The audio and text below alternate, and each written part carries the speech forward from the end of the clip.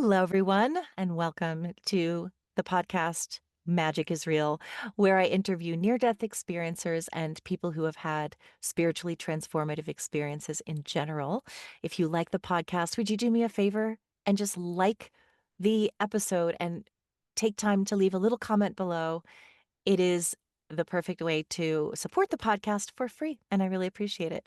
So today I have with me the lovely Greg Pacini, who is a musician, an author, a therapist, and a life coach musician. So we'll talk about that, who had a shared near-death experience at birth with his mother. And he only really sort of put the pieces together later in life. And we're here to talk about that and his life and his spiritual journey and the insights that he has gleaned from these experiences. So, Greg, I thank you so much for joining me today. I'm happy to be here. Thank you, Shannon. I'm happy to have you. I've gotten to know you a little bit, and you are just such a lovely, beautiful human. Oh, And I'd love to talk about I know that your shared near-death experience happened right out of the gate, but I do want to know a bit about your life. Now, you have written two books one called Journey Beyond Hardship, a practical, hopeful guide for getting through tough times. And you've also written another book, which is Journey Beyond now diagnosis. Diagnosis. Thank you. This is all the things popping up at the same time. And I know that you're a psychotherapist as well. You were a psychotherapist for a very long time. And how does that translate now into what is a life coach musician? What does that mean to you? Um, so it all kind of weaves in with the near-death experience and the professional kind of journey. Um, what I realize is that when I get into the deep waters with clients, I'm pretty much retired now. That's why I kind of shifted gears to this life coach thing, which is really not the focus right now. It's really the music, but I wanted a way to make myself available to people and to tie the two together, because what I started to say is that when I got into the deep water with clients, and sometimes it takes a while, but they would start to really look at these deep matters of the heart of the soul. And I love going there with people. I mean, that's probably the thing I like doing most in life, pretty much is having those kinds of conversations. That's why I'm so happy to be here. Mm. Um, And so what I found is that I started to start thinking beyond what I was doing as a psychotherapist on a weekly, did lots of groups, men's groups, women's groups, dream groups, but a lot of individual work too. And I realized that was my passion. That was a sweet spot for me, is talking about those deep kind of like soulful dialogues. It didn't have to be about spiritual stuff, but there was a kind of a vibe about it. It was like, okay, we are in that place. You can almost sense it. And what dawned on me at some point as I was looking at retirement is like, oh my goodness, those are the themes of the songs that I've written. And I had never really kind of put that together. And so when I was looking about what will I do when I retire, it didn't go as the way I planned. That's a whole nother story. But I started up this little business where I make myself available to perform and talk about these matters, or I'll have occasionally get a call from a client who wants to sort of do kind of a maintenance session, and we'll go there because I've been seeing them for a long time. They're ready to jump right into the deeper stuff, and often that's the way it goes. But I haven't been doing a lot of that, and I'm really not taking new clients. It's more about trying to bring a spirit, a presence, a frequency, if you will, of heart matters in my music. That's really what I'm attending to now, and just creating a life that feels comfortable. And um, I don't like to use this word a lot, Shannon, but the older I get, the more it feels sort of appropriate, like a life of service.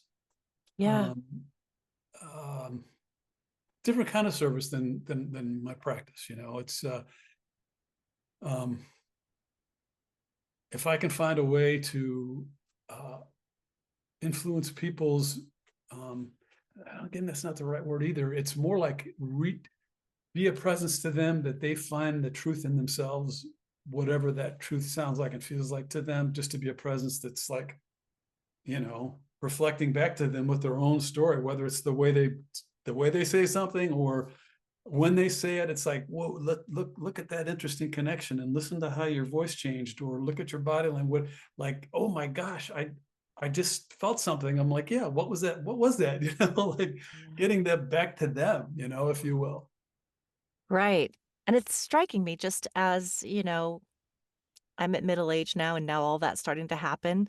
And I'm always thinking about that, how they talk about youth is wasted on the young. And it isn't, because that's sort of our learning part. But it's like, oh, why didn't I know this before? And now we're finally living in alignment. And I think it just sometimes Mm. takes that long for us to really, all of our experiences in life to come together, where we really have this awareness, whether you are spiritual or not. But in the spiritual world, especially, so many of us kind of put all pieces together. And then finally, like after 50, we're like, oh, wow, this is how it all comes together. And this is how I want to live. And I don't have time for all that nonsense anymore. And this is what I want to be in alignment with. And then I feel like just as we're starting to get there, then it's time to go. But I guess that's sort of the whole point of life, isn't it? Cyclic, Yeah. expanding, contracting. Yeah. But it's beautiful. So I would love to start. I know it's a little difficult to put timeline together for you probably, but wherever you want to start with explaining your shared near-death experience, I would love to hear about it. Okay, thank you. Um, I didn't actually know that it was a shared near-death experience until someone that was interviewing me called it that. And I'd heard it about other people, but I didn't really put it together with what happened to me. I'm like, oh my goodness. And that person also said, your mom saved your life. And I was like, because she basically prayed me back down here. And I was like, no, I don't think so. I'm not breathing. I'm choking here. This has not been good so far. These lights are killing me. That little journey I just took was not pleasant. So I want to go back where I came from. Yeah. And my mom was just like besieging the divine, like, please let this child live. And here I am.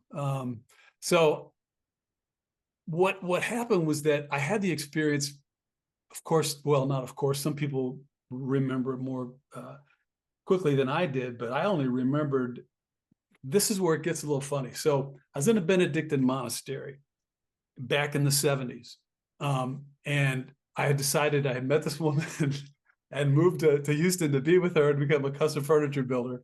And so as I was leaving, they were praying over me. And this is the only monastery in the world approved by the Pope to have men and women in community. It was Benedictine in Pecos, New Mexico. Um, Powerful place. And lots of healing there for me. And as they were praying over me, this whole community just like literally hands on me, and I'm just in the center of this like love pile. And it's like this, something popped into my mind. I'm like, what was that? Like, I had no idea. It was just overwhelming, nourishing at some level, but overwhelming as well. And I just was like, well, I'm on with my life. And that was it. I just let it go and off I went. And then I've had this propensity to pay attention to stuff that's traditionally considered sort of spiritual rather than religious, transpersonal. Um, I did my master's thesis on dreams, and I started doing dream work in the monastery, and that kind of opened up something in me, and I was just like hungry, and then I wound up studying it and did a lot of dream work with clients.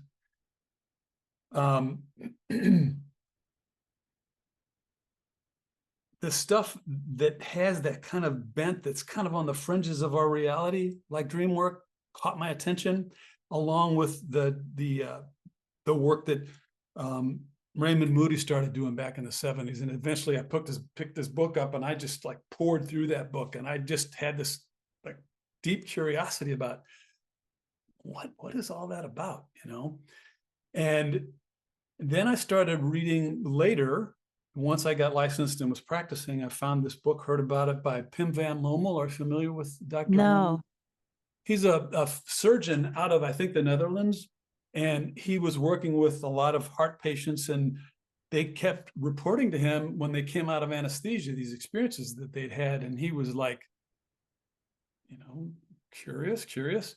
Eventually, he got his curiosity to the extent that he I think got a grant to do this longitudinal study, and he's the first person to do a longitudinal study. So he would talk to these people right after their surgery, and when they were able to talk about, within a couple of days, something they reported immediately after the surgery, he would sit down and interview them. And then what he did, which nobody else had done, is he interviewed them a year later and a year after that, and went on for 10 years. So all these people that had these experiences, he interviewed them for 10 years and then wrote this book about it. It's really powerful.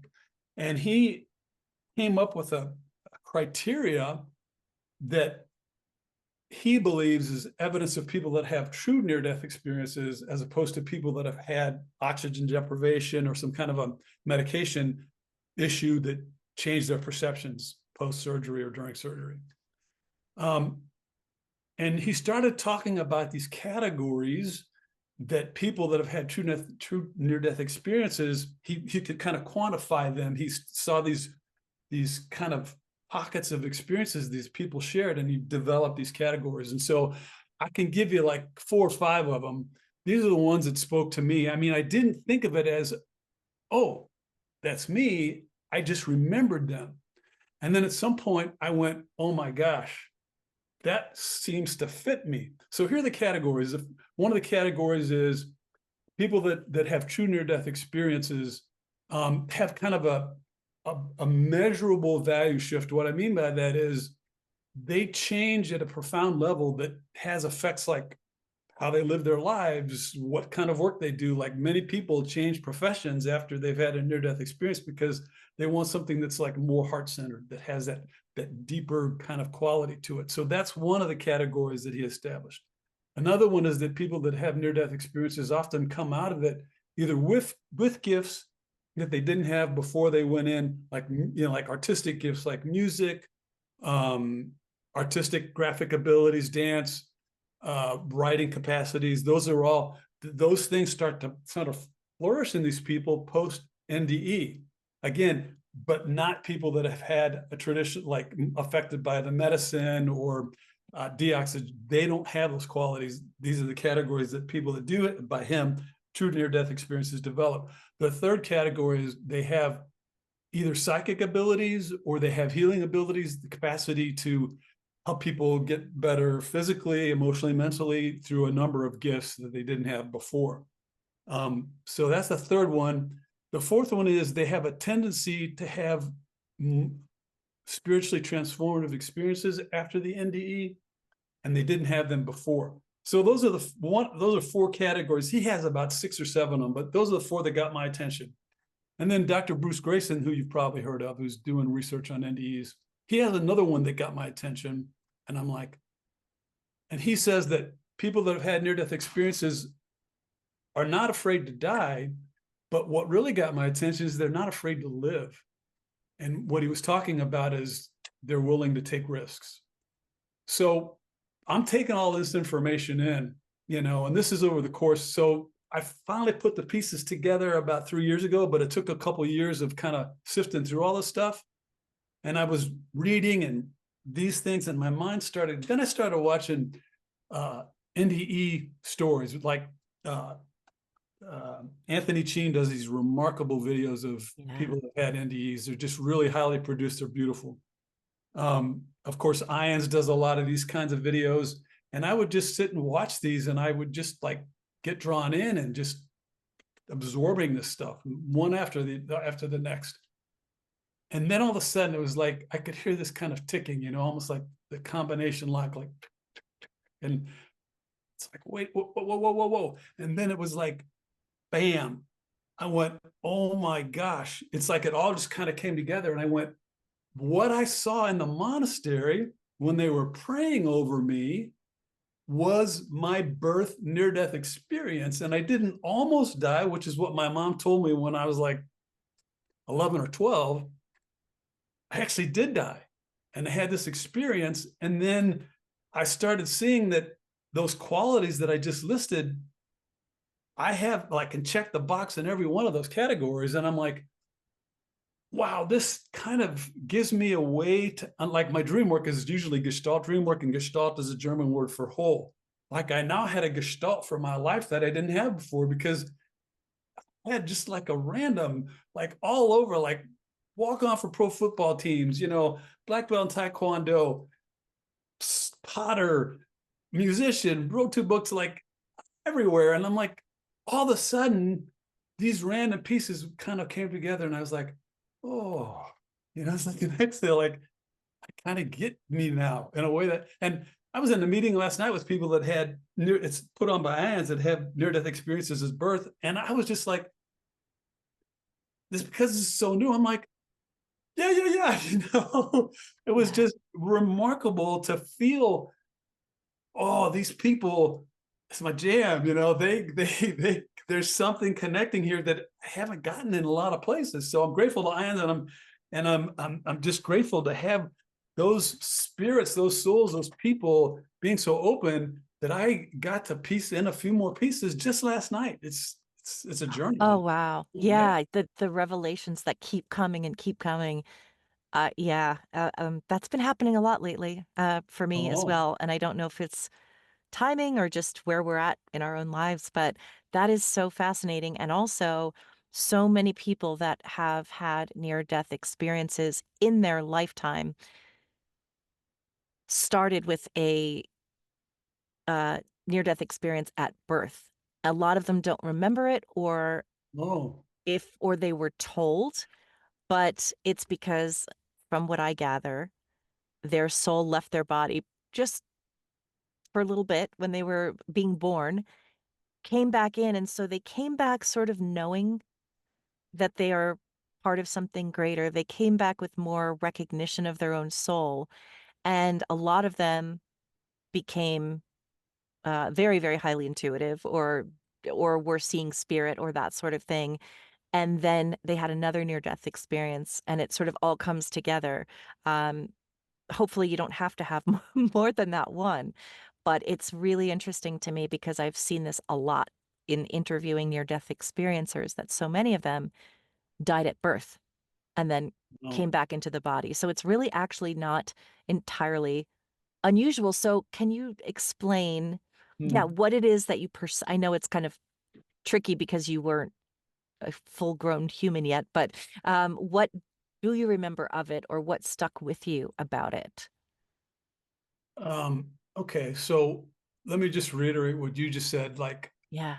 I'm hearing that lately as well, that a lot of people that say that they had a near-death experience as an adult realize that it started at birth and then it just continued. Um, Yes.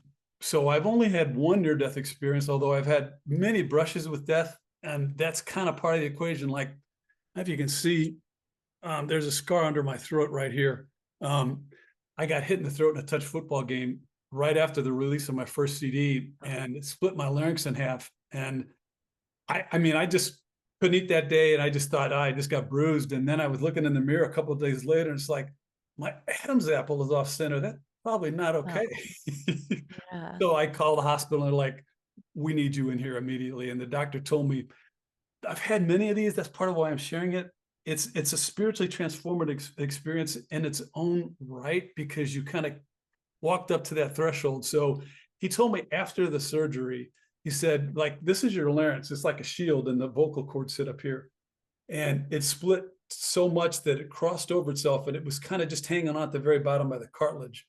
My voice dropped a full octave, and I was singing with the gospel choir at the time. And I called the director and I said, I was down here. I'm like, because the vocal cords, the chords, like a guitar string, they got tuned down, and I dropped a full octave in my voice. She hung up the phone on me because I didn't sound like me. It was like trippy.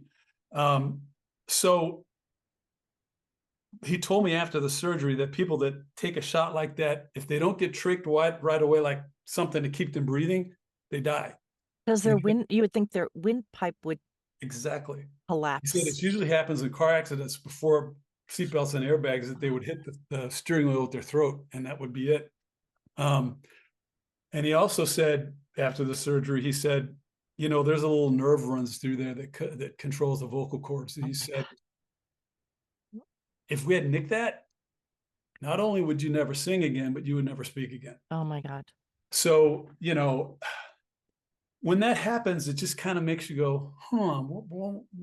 And I've got I had this tumor in my lung. And if we have time, we can talk about it. That kept me out of the Peace Corps, coughed up blood at one point, and that's a fascinating story because it was truly a spiritually transformative experience. I had a visitation from some entity. We can come back to Yeah. Yeah, we would let's definitely come back to that. that. But at the birth, it's like, I think what you said. One of the things I want to circle back to. I'm sorry that it sounds circuitous, and it's because there's a randomness about it, but then it makes sense. I know that's what I figured with the way that you're kind of putting things together later, that it's not going to be an exact straight timeline. So you're doing great. Okay. So interesting. Yeah. Um, so it's sort of just the way I'm talking about is replication of the way my life's been. It's like, Yeah. Yeah. so um, the influence that I think that event had is that imprinted on me what you said that I could never really own, but I'm starting to, which is it gave you some sense of something bigger, something more right out of the chute. And I didn't realize that.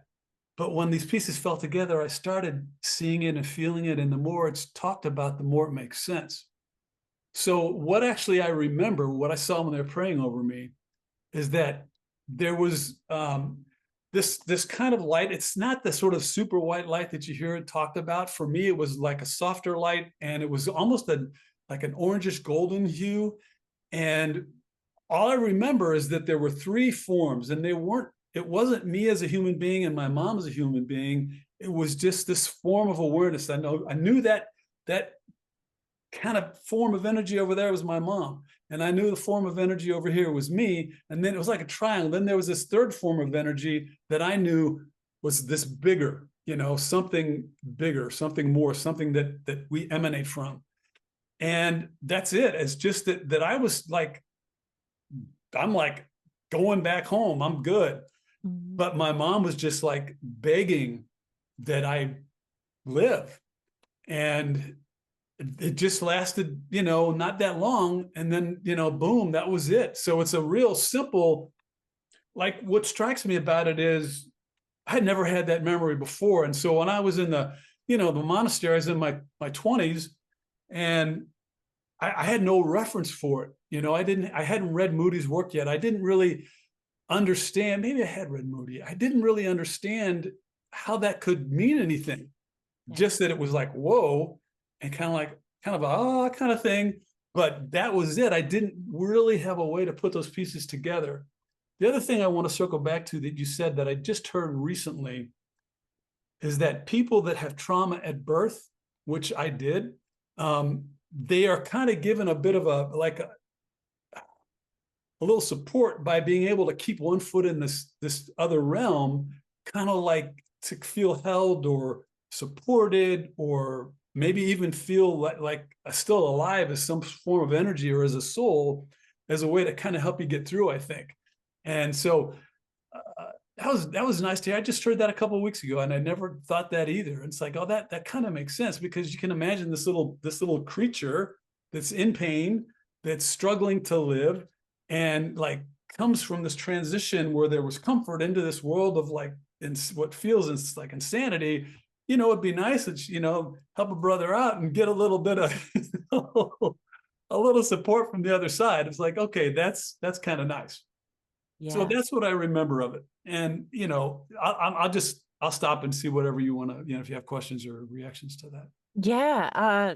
Yeah. I also, I know that people have out of body or NDEs later in life because it's like their soul remembers how to do it. Like if you have that experience as as a infant, when your soul popped out, well, even though the person didn't remember it until later, your soul remembers it and your body somehow remembers how to do that.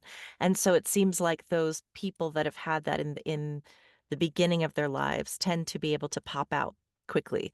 And I have several friends that I've met outside of this community who have said, I've been having out of body experiences since I can remember, and it happens a lot, like not a lot, but pretty frequently. And I asked them, so did you have a traumatic birth? And they're like, oh, yeah, I did. and Wow. they don't remember it, but it's like their soul remembers. So I just find that really fascinating. And when you refer to it as a shared death experience, bless your heart. When you refer to it as a shared near death experience, did your mother have any kind of experience of her own during this time, or was she just in the middle of this traumatic birth where her baby was fighting for life? That is a very timely question, Shannon, because when someone gave it the name, it was Lee Whitting, who I was talking with, and he Yeah, introduced it to me. Um, I was like, oh, and then that was it. I just went on, but then just in the last 3 or 4 weeks, I'm like, wait a minute, if it was shared, then I would think she had some reference for it. yeah, And then the next place my mind went was, why would a mother, I don't know, I'd be interested in your thoughts about this. yeah. Why would a mother tell her child twice? She told me once when I was like, I don't know, 11 or 12. And then I remember her bringing it up again, like maybe when I was 13 or 14. And I asked myself that question, like, what would be the use of telling your child that they almost died at birth? And then what I wondered was, now this is just freestyling, my mom was like trying to get around. This is all what's been happening since I figured out that this actually went down. Maybe she said that because she had it as well, but she didn't know how to bring it to me. And maybe it was her way of opening the door to say, do you remember anything about that? And maybe to get me to pay attention to that part of my human experience for some reason that I couldn't get my arms around yet. I don't know. What do you think? Right. I mean, I it could be just because it's a interesting story that, hey, we almost lost you and you're here and what a miracle. And but I do wonder if you were having this mother and child are so bonded. Literally, they're sharing DNA, sharing cells, sharing forever Well, and they're ever. born joined together, They're literally. boy, yeah. So it would be, and she's on the other side now.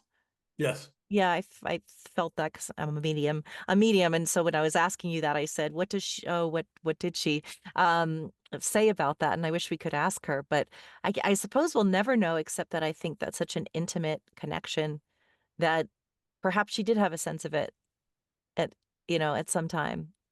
And maybe I don't know. Again, this is speculation, but But yeah, she at that age, I don't know that she felt like she could say, "Yeah, did you see what I saw? Here's what I saw." right, yeah. And again, Um, she was also just in her own experience, so we'll never know. But it's true. I mean, I think a lot of people that it's very common to have birth is a traumatic experience, and it's a wonder that as many of us survive now as they do, and that's because we have more modern medicine. But yeah, I would love to hear too, and unless you want to say anything else about that, I would love to hear about your that second out of body experience, or however you describe it, when you just said it and now I've forgotten how it happened, but you yeah, can tell us. Yeah.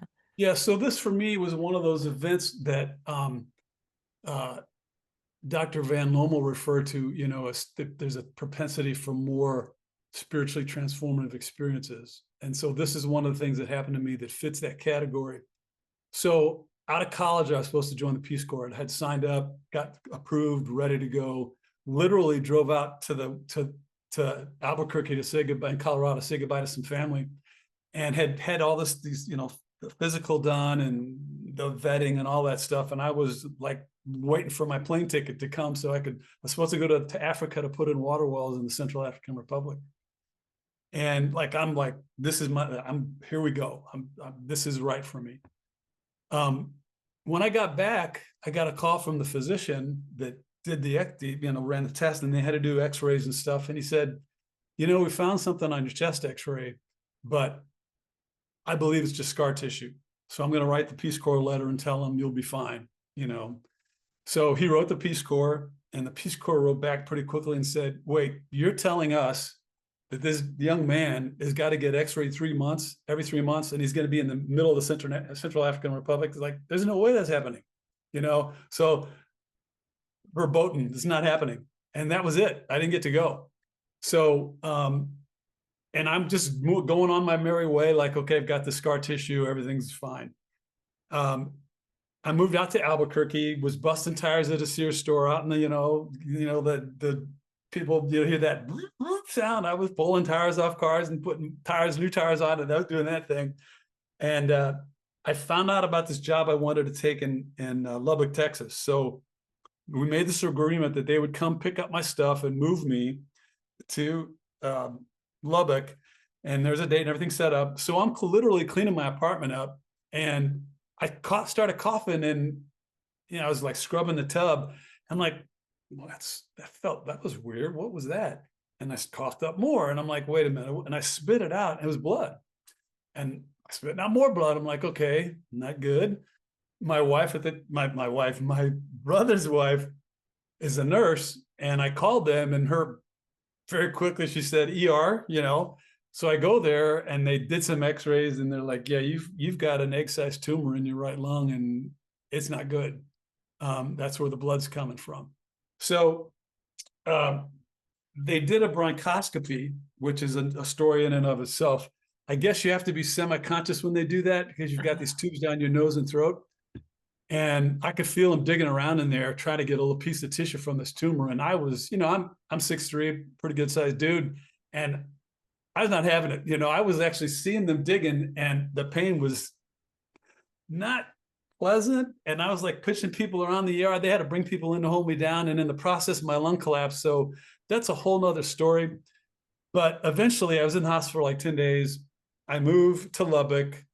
I had to get a doctor immediately to pick up the piece, pick up where the physicians in Albuquerque had done their test. They couldn't find anything. So he started running all these tests. And so I was there for about total, it was about 3 months into my stay there. He finally said, all these tests, we're not getting any evidence of what it is, but it's growing. We have to take that thing out. And I said, well, I'm going to go back to St. Louis to have the surgery. Why don't we take a set of X-rays, and I'll take those new X-rays with me when I go back to St. Louis for the surgery. He's like, okay. So they did. But what I have to sort of pause this and go back about 3 or 4 weeks is that in the middle of the night, I was awakened by this presence, and it was at the foot of my bed. And it sounds kind of funky, but it looks like what you see in the movies. It was this ephemeral kind of presence, like smoke-like, that sort of had appendages and the sort of a shape of a body, but not really. And I was like freaked completely. And I'm like doing all I can to just get out of the bed and get out of that house and just keep, and I couldn't move. And this whatever it was, this entity came around to the side of the bed, and it kind of extended like an appendage over my chest. And I felt this biting feeling in my chest, just like I felt when they were taking tissue from the tumor. And I'm like, God help me, like what is going on? And then it just went back to the foot of the bed, and then it was gone. And I was like that. I was just stupefied, like what is happening to me? And I didn't tell anybody. Eventually I did tell somebody where I was working.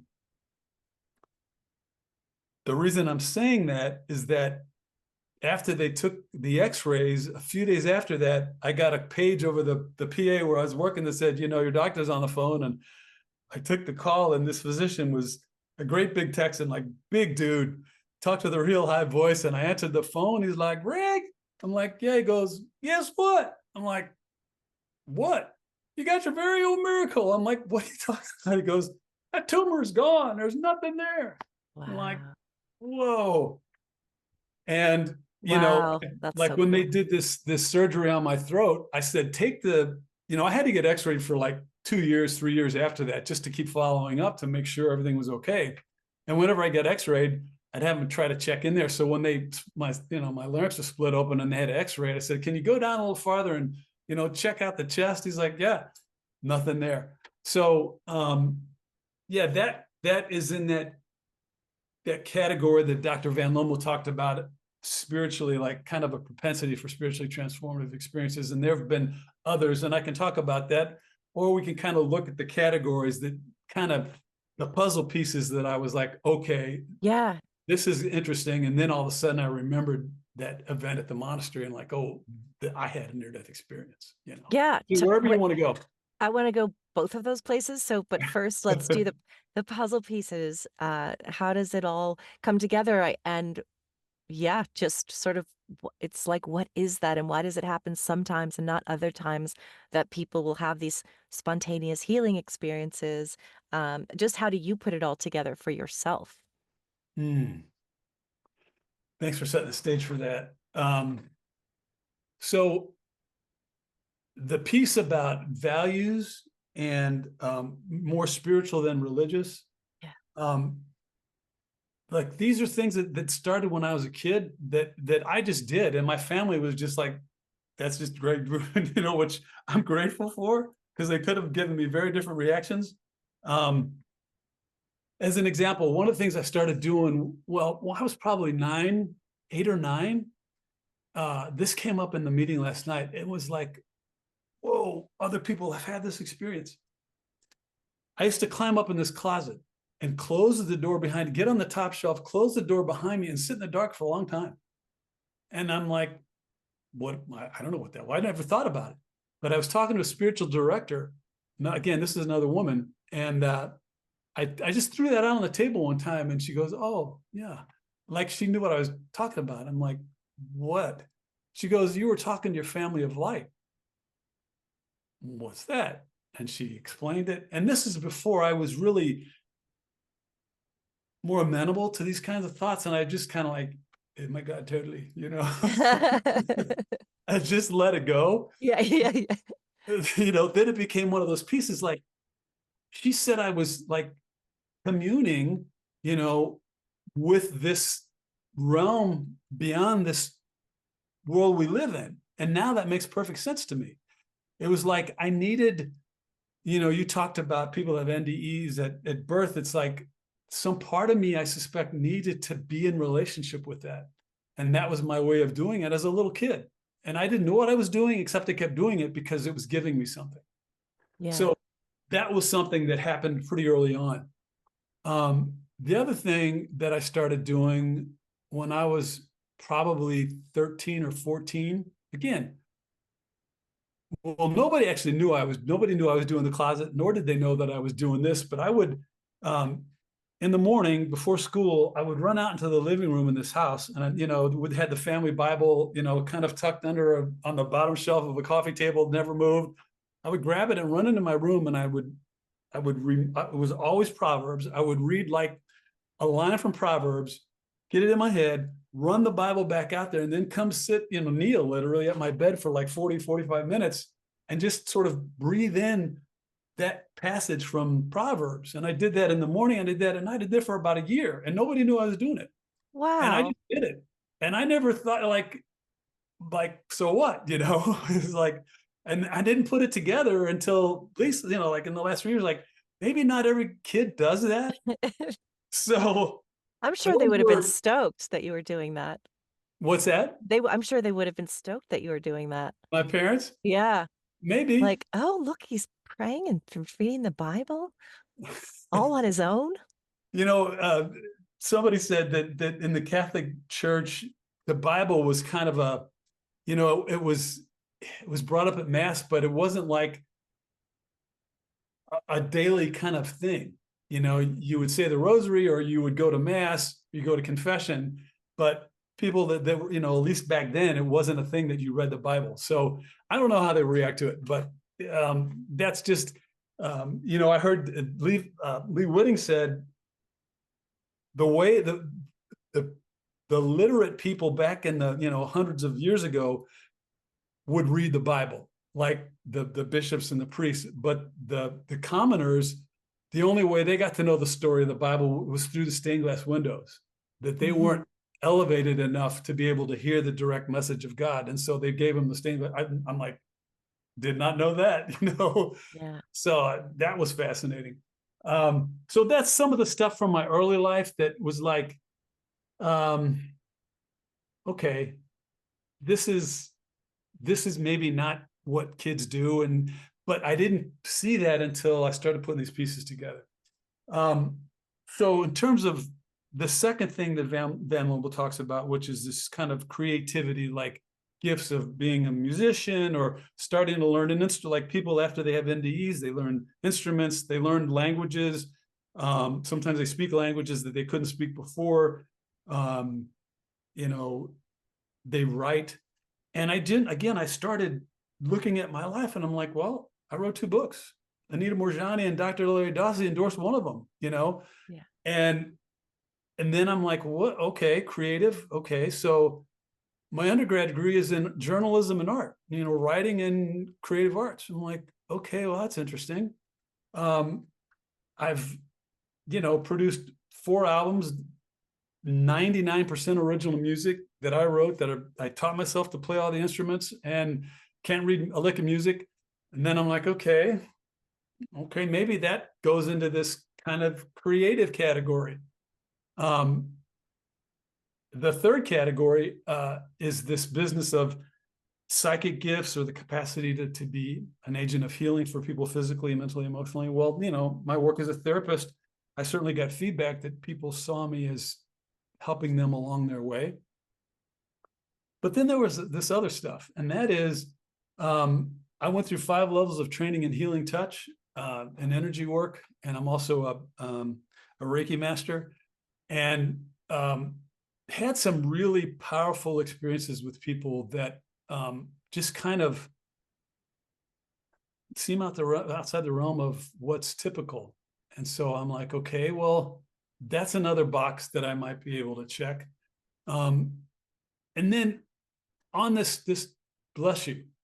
Thank you. How nice of you to mute yourself when you. Mute myself for that one. Continue. Nothing to see here. So there's been a couple of experiences where, so I talked about one of those spiritual directors that I had, and she helped me develop this way of prayer where she helped me connect to maybe this family of light that she was talking about when I was 9, but this place in my mind that became like a cathedral, a temple, a chamber of healing that I would invite people into. And I would either consciously invite them, like, look, I do this thing, and if you want me to, I'll pray for you in this way. If not, it's cool. Or I would do it kind of like telepathically. If there was someone in need, I would sort of send them an invitation in my mind. And if it seemed like they were receptive to it, then I would bring them into this place. And what I do is I simply put them in there, if you will, in my mind. And then there are these beings that come and kind of do their thing with them. 2 experiences of that I'll mention. And, I'm just going on and on. So I'm trusting you'll just kind of bring me No, back this is and great. forth or shift the time however you need to. So I had a client that I was working with and going through a really, really hard time. And for whatever reason, I felt drawn to offer this sort of practice to this person. And I did, and I didn't do it consciously, but I did it telepathically. And this person seemed to be okay with it. So I did. And essentially what it is that they go into this place of light. It's like this place where these crystalline figures, massive, it's just nothing but light. And it's blissful for me when I go in there to offer this place to people. And so I took, and this person seemed to accept the invitation. I put this person in there and they just kind of get lifted up and surrounded in this light. And it's powerful. It's just, for me, it's powerful. So I did that between sessions with this person. And then the next session I had with this person, I just usually just wait for them to speak. And eventually, we started talking and I threw out a question like, so what's been going on, or how have you been? And this person just kind of opened up and kind of looked at me, and I'm like, just listen. This person said, I had something really unusual happen. I'm like, what was that? I didn't know what he was going to talk about. I'm just kind of moving the conversation and making space for them to share like I always do. He said, and this is not the kind of person that would talk this way. This person said, I went somewhere. I'm like where? Well, all I can tell you was like, I was up in the clouds, I was in this place, and I had this peace come over me. Like I just can't even talk about, but it was really, really powerful. And I feel different. I'm like, cool. That person still doesn't know what was going on my side of that equation. Um, but I was like, oh, and then it happened again. And this was with a relative. And uh, this person asked me to pray. And well, it told me about something that was going on. And I said, this is what I do sometimes. Here's how it goes. I'm happy to sort of invite you in if you want. And this person said, I'm in. Absolutely. And I did. And it was like the next day that after I did that, I got a text from this person that said, I didn't really tell them. I just said, I invite you in this place. It's a healing place. This person said, I don't know what you did, but I had this period of euphoria that is hard for me to describe. And so then I started thinking, okay, there might be something to this. And I am a firm believer. My music, my CDs, one is called Two Soul and one is called One Soul. And the second CD is One Soul. It's really, they're both about the connectedness of all things. We are as if one soul. Like behind you, you have all those stars, and we all seem that's separate and disconnected, but those stars are all made out of an essence, and it's the same essence in all things. And for me, we are all one at the deepest level, and all we have to do is access that place that connects us, and it's on. And that's all that's happening in that prayer, is that I'm connecting all those pieces through my own form. Anybody can do it, so that's one of those things that fell into that category of kind of psychic or sort of healing capacities. So the last one is the spiritually transformative experiences. I've already talked about that.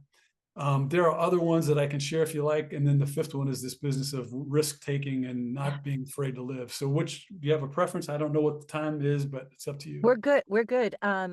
Yeah, we can. Yeah, definitely. Can you talk about both, starting with I think it was the latter thing, whichever way you want to About go. the risk, willing to take risks, willing Yeah. to not afraid Yeah. to live. Yeah. But I want to hear all of it. So, So somebody joked and go, yeah, I saw that picture of you on a motocross bike, dude. And you're like, of course you're not afraid to take risks. yeah. I've raced vintage motocross. I've hang glided and mountain climbed. That stuff is a risk. But for me, that's not the kind of risk that speaks to me. It's sort of humbling to talk this way, because it's really personal, and I'll just leave it at that.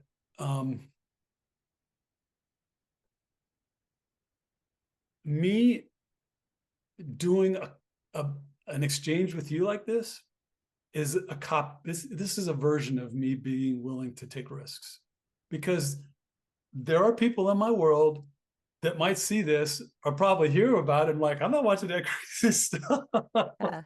Yeah. And it's like, okay, well, this is who I am, and it's who I've always been. I just didn't know it and couldn't feel permission to live fully into it, but I do now. Permission from within. And of course, talking to people like you and people in IANS and these other groups, who know exactly what I'm talking about. Yeah. You're like, okay, this helps. We're the audience. I mean, it's people sometimes occasionally will leave some kind of hateful comment about what I'm doing. And I literally just say, then don't be here. You're not the right audience. It's okay. Like, no one's out. I'm Of not trying course to it's recruit okay. anybody. It's just, this is a safe space for us to talk about it, of Yeah. what our reality is. And so thank you for your vulnerability. Yeah. So getting my music back out there, that I wrote in this little apartment. First one I wrote was just leaving the monastery, and then I started writing this little apartment in Houston, Texas. And nobody heard it, nobody knew about it. And then things happened. My younger sister, she died of ovarian cancer. She rounded up my family when I turned 40 and said, we're going to give you 2 hours in a recording studio. And I'm like, she felt something about it. And so I did. And like literally the day after the first session, I took a little, this is before CDs, I took a little tape to a local college station. They started playing it immediately. The title track to the first CD, Two Soul. And so that was a little lift in this whole music thing. And then I went decades without doing anything with it, you know? And then when I started looking at retirement, I'm like, I just had this little, niggling voice, like, what about that? What about that? And um, I've got encouragements along the way, and I'm getting responses on social media, and I'm now on Spotify and Pandora and all that, because people like, you need to get this out there. So I have, but I've been really, one of the biggest holes in my personality is that I tend to see what I'm not as opposed to what I am. I tend to look at my limitations, and consequently, while I've done some things that are kind of out there inside, like it took me years, and this is just in the last 10 years, to see myself literally the size that I am physically. Like I always saw myself as, you know, my perception of my personhood was reflected in the way I saw my own physical body, you know? Um, so coming out with what I just told you, coming out with the music, that feels risky. Telling these stories, talking about this stuff in public, that feels risky. But that's the kind of stuff that I think my near-death experience powered me up to step into, to not be afraid to live. You know, building this house that I live in out of shipping containers, that was a huge risk. I mean, it almost didn't work. It's a long story, but those kinds of things where you're putting your livelihood and kind of your people's worldview of you on the line. That's the kind of stuff where I think you step into the power that a near-death experience can give you, to not be afraid. Yeah. Um, I'm not saying it's all gone. It's not. But as I step more, maybe this is the way it works, is the more you step into your true self, the more power you have, healthy power, the good Yeah. kind of power that makes a difference for the good, that's designed to be healing for others and for you. Um, so Yeah. that's the risk-taking part. Yeah. Yeah, that's really important, and I appreciate you thinking to share that because from birth, just in our lives, so often we're made to feel small because we don't know better, or like it's not blaming other people, but we start to feel small because of life experiences or things that people say to us, and that sticks with us. And I'm a 12-step person, so I did 12-step program for addiction, and that's one of the things that you work through in your fourth step is realizing that all of these life experiences have affected you and in essence, the way that you and I look at it is taken us away from our true selves. And it's not to blame anybody. It's just that there are that's why we're here. These things, I'm getting chills, so I'm assuming that spirit is affirming this. Um, Preach. yeah, that I'm not wording it as well as I want to, but it's really that, look, that's why we're here. So there's no blame, but along the way, and sometimes there is blame when it's real abuse. So we just lose that sense of our power, and our power, we're taught that power means, oh, we're above somebody else. And no, we all are powerful beings and we all have this great capacity, but we start to get so hung up, definitely myself included, in what others think of us or what we're told or what our bodies look like, or I'm not good enough. And for some reason, almost every single one of us experiences that, and insecurity, self-doubt. Why don't we trust ourselves? And Mm. it's just so it is really important. And that's what's so beautiful, as I was talking about reaching middle age. And for me, that's when it happened. Um, Starting to have these spiritual experiences and this spiritual growth of, wow, I love myself now. Why didn't I love myself before? All the things I could have done. But that's the whole point, is that I spent the first 40 years of my life hating myself. And that's so sad. But at the same time, now it's like I'm reborn. And so I wish all of us could somehow hold on to that feeling of, you are loved, you are worthy no matter what has happened to you. You are Nobody's better than anybody else. We're all the same, no matter what body we're in, no matter what our skill sets are, what our character defects are. We are all part of this beautiful light and worthy of all the love, as Betty Guadagno, my friend, says that she heard in her NDE. You are worthy of all the love in the universe. Ashe. Oh, Amen. I just Yes. got major spirit chills. Like, Yeah. Crown yeah, chakra popping yeah, open. it just popped wide open, which is when, they're saying, yes, you are loved. Yes. And anything you want to say about that? And also just going back to the other thing that now I've gotten so caught up in this part of it, I forgot what you were going to say, but I want to hear it. The propensity for more spiritually transformative Yeah, experiences. yeah, No, I do want to piggyback on what you said. There's the therapist in me wants to speak to it, but also the man in me. yeah. Uh, so I can't say amen enough to, maybe I want to say it this way. It's more than we all deserve love.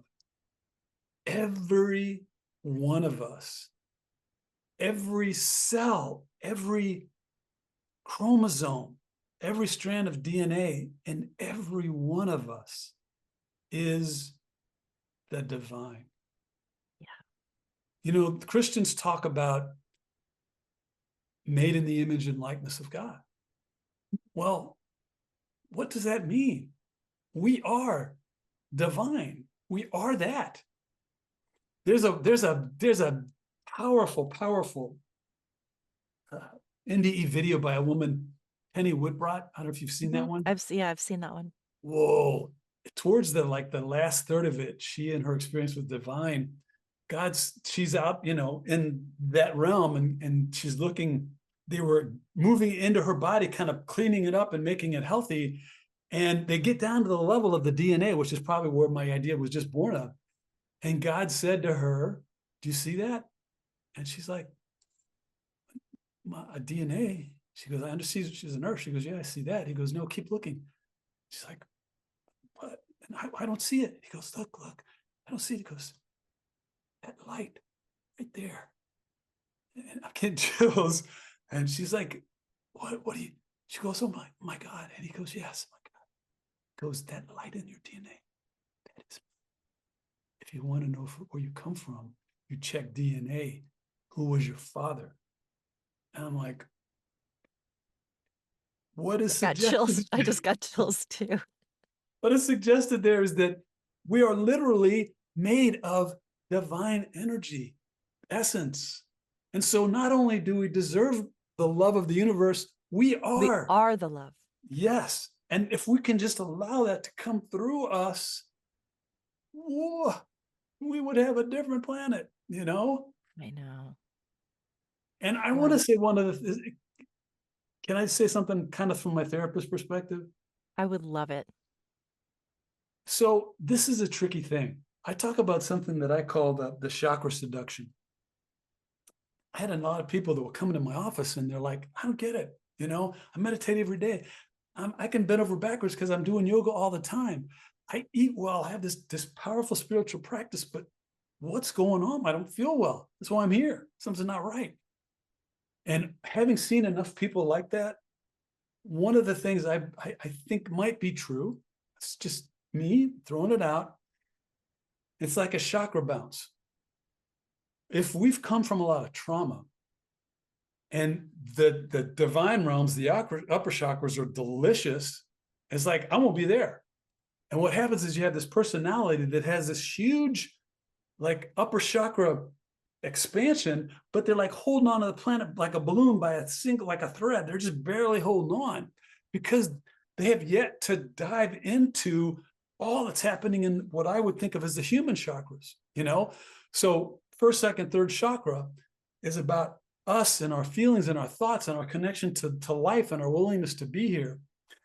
Fourth chakra is about love, connection to God, intuition, voice, will. What I wonder is that when we bounce over that, we are not fully empowered as a human being because our power comes from our experiences that are painful oftentimes. Back to what you were saying, rather than thinking of the people that have wounded us as dastardly, some of the new thought is they are your greatest gifts. Yeah. They are the ones that called you into a deeper awareness of who you really are because you had that experience to push against. It's like a muscle, you develop the muscle by resistance, you stand upright holding two buckets like this, you're gonna drop really quickly because that resistance is taking that energy, but it develops capacity to do it longer and longer.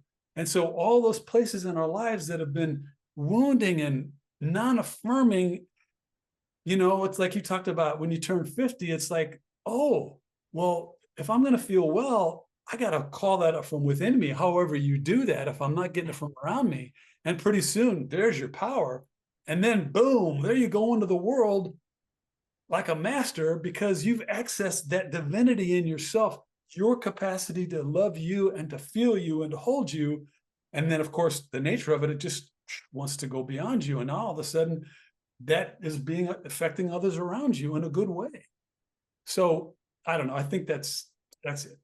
That's so beautiful. And I'll just add to that, that as a sex and love addict, I have tended to be drawn to people that are incapable of loving me because they don't love themselves and they've been through their own trauma and they're shut down and they're interested, but they're terrified of what that means. And so, and I've thought of that as now, and I'm writing a book about healing from sex and love addiction and Beautiful. hopefully to help other people Mhm. that that has really, like you said, strengthened my muscle of what are you being challenged to do to love yourself, to um sometimes it's become sort of a hyper independence that isn't the most healthy, but it is okay, well, this person is incapable of loving you. And I used to take that to mean I'm unlovable. And now I can see it as no, you're being pushed to love yourself first and to put yourself first, to set boundaries, to choose yourself first, to um, uh, really just lean into why are you interested in somebody that can't love you because it's only reinforcing that core belief of unlovability. And so the work, and I know that that's what my soul contract has been, and my soul contract with each of the people I've experienced this with, I'm not even mad. I'm like, no, I know why you're here. I chose you to be here until I get the lesson that I am whole and lovable, and your inability to love me says nothing about my worth and value. And that's Yes. something we have to really learn. I think it's not even just for addicts, it's like all of us can learn from that. Because there's always going to be somebody that doesn't treat you right because they don't know how, or that they don't give you what you hoped they would give you, or whatever it is. Yes. Can Yeah, I can I spin on that? please do. I love it. Okay. So you wouldn't be able to say, I'm not angry at you, or I don't feel hurt by you, or rejected by you, unless you had found that in yourself first. Yeah. So good Yep. on you, right? That's your work, that's your healing, and obviously you've done it. One of the things I wanted to say about what the chakra seduction, or the kind of the chakra bouncing over the lower chakras, is that there's this mentality that just be well, just be positive. Working with cancer patients for 9 years exclusively, with their, people dying and in chronic pain all the time, there's this message: just be positive. Yeah. And I found that I'm just going to say this: there's a misnomer about that, because one of the there's something called a type C personality. It's a cancer personality. And in my own work and in some of the research is that people that have a propensity for illness, including cancer, tend to be people that don't say no to others. They keep going beyond their own limits in an attempt, I believe, this is just me talking, to get what they haven't found in themselves yet. And consequently, anger is one of the most compromising emotions to the immune system. And so what happens is, if you keep not paying attention to this little voice that says you don't really want to do that or need to do that, and you do it anyway, it's like the heart gets this little, like, paper thin layer of resentment. And then we do it again. This is me I'm talking about. Yeah. Another layer of resentment, another layer of resentment. And pretty soon, this resentment that keeps getting denied has no place to go except to express itself through the body. And so what I want to say is, no, we don't want to live in the past. But if we don't acknowledge the past, which is the lower chakra stuff, we really can't produce the fruit of the upper chakras, which is loving others more completely, because we haven't invited ourselves into the deepest parts of who we are. For me, when we fill up the lower chakras with love ourselves by visiting all those wounds and doing whatever we have to do with them, part of it for me was boxing on a black belt, to just get that stuff out of me by just releasing it in that way. That's one way. I mean, my music is another way. But therapy for me was another way. But in healing that stuff, what happens is the lower chakras open up, and now they're reaching the heart. Okay. And if we've done the work of the upper chakras, when we love the human and we bring in the divine, what comes out of the heart? The human is loved itself. It means that we now have true compassion. We are now fully balanced out of the heart chakra. The symbol of the heart has been around for eons as a demonstration of love. And when we meet the divine with the human by embodying literally and figuratively all that's in the lower chakras and blending and pulling down the divine, and it meets the heart and comes out, that's a game changer. Yeah, that's awesome. I could even go on a whole podcast about just that. We do have like 5-10 minutes left to get, because we did say we were going to talk about, say it again, because you have it in your mind. The last thing we were going to touch on. Let me see here. I made a little note here. Oh, you did. I was spiritually transformative experiences. glad you did, because I always want to take notes as I'm going, and I don't want to seem distracted. So, great. Yes. Just riff on that. Tell me what you had what thoughts you have on that. So I already talked about that entity that came and visited me. That was spiritually transformative, no question. When I was in the monastery, something happened to me 2 or 3 times, and then it happened once or twice after I left the monastery. And it was just mind-blowing. The first time it happened, I was laying in bed and praying, meditating, whatever you want to call it, just being still. And honestly, goodness, Shannon, it felt like the whole bed started to shake. And then it felt like the room was shaking. And then all of a sudden it was like I was shooting through that starscape you have behind you, just like in the dark, but just like warp speed, beam me up, Scotty. I mean, and I was like, it freaked me out. And I think what I understand now that to be was that I probably had an out-of-body experience. Yeah. And I asked the abbot about it at the monastery. He said, "Were you afraid?" I said, "Yeah." And he goes, "Well, that probably wasn't God." I'm like, "Oh God, then I probably should shut this all down." But then there was a Tibetan monk in St. Louis who spoke, and I'm like, for whatever reason, I don't know why, but I got to go talk. I got to listen to this gentleman speak. She spoke no English. She had an interpreter there. And I don't know what made me do it, but I was called to. And after everybody went up to get a signature on whatever book or whatever, I walked up and made sure I was the last one. There's nobody around, And I said to the interpreter, and I looked at this monk, this Tibetan monk, and looked at him, and I told him about this experience that I just described, kind of going off into space. And the interpreter spoke it to him. And then the monk said 2 words, and the interpreter spoke it back to me. He said, "Very advanced." And I'm like, well, that's such a different framework for not God. And that was an encouragement to just stay open and keep going forward. The last thing, do we have time for another one, or I can stop there? Yeah. We have one more. Okay. So the last thing that fits into this realm of spiritually transformative experiences, I was working a lot with people that were dying, and I worked this facility, and there's a kitchen in there, and people go to groups or activities, and they come in the kitchen, get something to eat, And there was a guy, I was kind of the director of this organization, and this guy wasn't in my group, but I knew he was really ill. And he was in the kitchen, and I walked into the kitchen, and his back was to me, and I saw this light coming off of him. And as a healing touch practitioner, I've seen light coming off people as I've worked on them. And this is the first time I really saw it, and I was like, oh my God. And sure enough, like 4 or 5 days later, I'd heard from the facilitator of his group that he died. Within 2 weeks of that time, I'm in a McDonald's of all places, having my fish fillet and my fries, and I look over and there's a baby in a pumpkin seat on the ground. And I see this baby, and there's that light again coming off this baby. And my mind just matriculated that and went, oh my gosh, when we've just come from the light and when we're going to the light, the veil between the worlds is thin and it's on us, literally. And that sort of for me was another one of those sort of moments that felt spiritually transformative, and maybe what Pim Van Lommel was talking about in terms of the categories of experiences that people have after they've had a near death experience.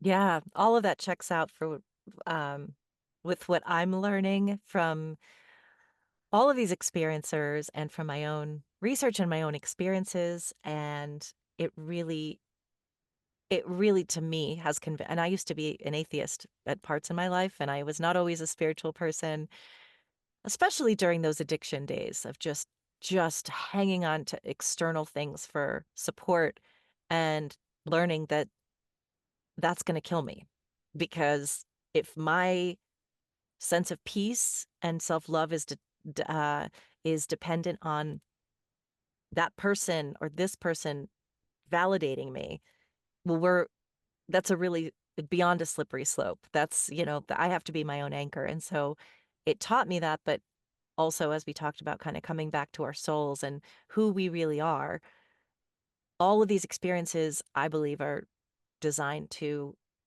wake us up to that. And I don't know why. Some people have them and some people don't, or they're things that we're not supposed to know because it would be too much for us to process in this world. And then we wouldn't be focused on our mission, which is to make mistakes. It is to get hurt. It's also to love, to have fun, to enjoy connection. It's all of the things in one pot.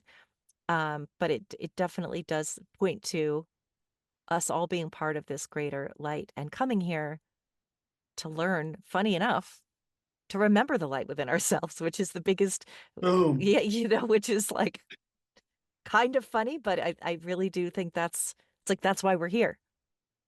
It's so curious. This is one of those synchronous things. I post one of my songs on Instagram and TikTok and all that stuff Yeah. like on the 15th of the month. So that was just a couple of days ago. The Yeah. one I posted is the one that I just realized in the last 6 weeks, maybe the one that most clearly, I wrote the song decades ago before I knew I had a near-death experience, but this is the first verse. We come screaming, we are bleeding. Oh, birth and NDE. We come screaming, we are bleeding. We leave lovely to value the light. We know Wow. human pain, confusion. We know darkness to value the light. Then we look out to the white light. We can see it. We can know it. For its wholeness, pure compassion, we become it, value deeper. That's the first part of that song. It's what you're talking about. Exactly what it is. And it's kind of a mystery to me still, and I think might be until I cross over and then forget again in my next life. But it's like, well, then why don't we just stay there? If it's all light, why bother? But there is some You know what reason. Betty says? What does You she know say? what Betty Yeah, Godano says about that? I mean, I It's do probably, boring. but tell me. That's boring. Oh, yeah, yeah, that's so true. Yeah, that's so funny. But it's like, but yeah, we need to come here for contrast, and that's why we do it, and why they say that that all of us are these warriors that chose to come here knowing it was going to be extremely difficult. And we Yes. did it anyway, and we're here with each other. So Yes. this has been so much fun to spend time with you. I adore you, and I am really excited to share. You have great wisdom to share, and I just appreciate your vulnerability. And for people that don't understand it, that's okay. They don't need to. Maybe they'll find it on their own. Maybe they never will until their time comes, and that's all of our paths are different. So that's also the beauty And of I'm it. sure there are things people are saying that I don't understand, that Yeah, I bang exactly. my head against. We're all at a different place. Completely. Well, thank you so much, Greg Pacini. I'm going to have your website listed and links to your books below in the show notes. And again, I just thank you for showing up today and spending time with us. My pleasure, Shannon. Thank you. My pleasure too.